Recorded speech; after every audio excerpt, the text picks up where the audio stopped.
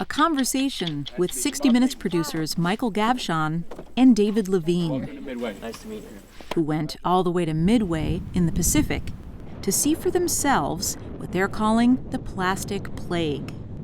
We sort of started this piece kind of in search of a pristine, Pacific island of the kind that you sort of have in your imagination. And by rights, Midway should be that. It does look, from afar, it looks absolutely, it's a paradise.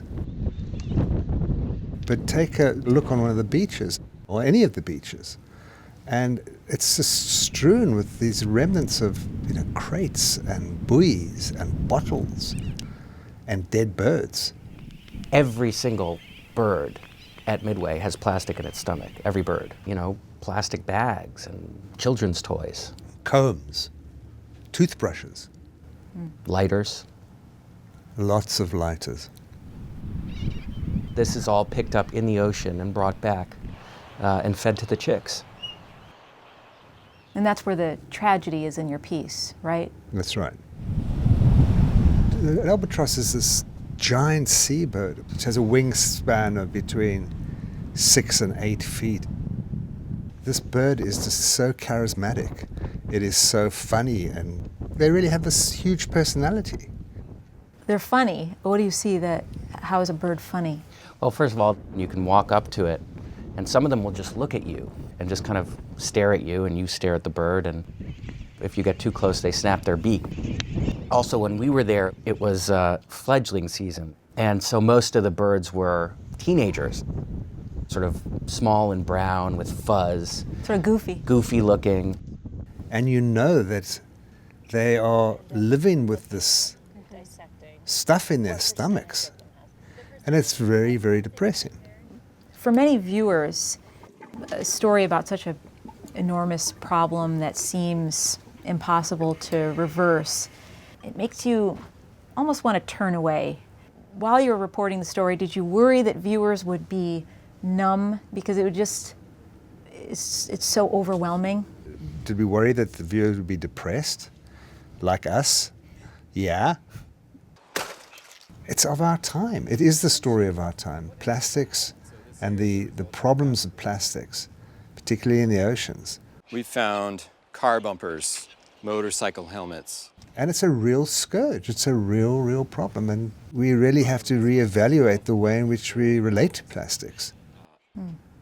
But is there something hopeful in the story of wisdom? Well, wisdom is this rather extraordinary bird, which apparently is the oldest bird on record. The oldest? The oldest bird in the wild. So right now we're looking for a chick that we banded a few weeks ago, and the chick happens to be Wisdom's chick. And Wisdom was tagged in 1956, so that's over 60 years ago. And they figure that possibly at that time, Wisdom was maybe 4 or 5 years old. So Wisdom's about 67 years old. Wow.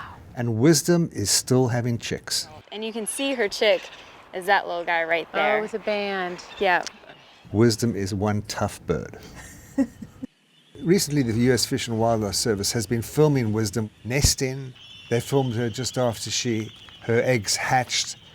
She has raised, we estimate, at least 35 chicks. Oh, geez.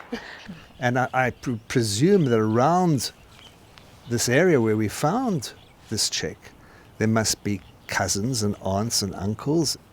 Wisdom has been described as real Midway royalty. Mm-hmm. Well, the interesting thing about Wisdom also is that plastic came into the American home in the 1950s. So she's seen the entire arc of the problem, grow. And she saw a world before plastic. Yeah. It's amazing that she survived all this.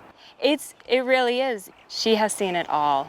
She must have come across this huge change in the Pacific Ocean. If only we could learn from Wisdom. If only she could talk.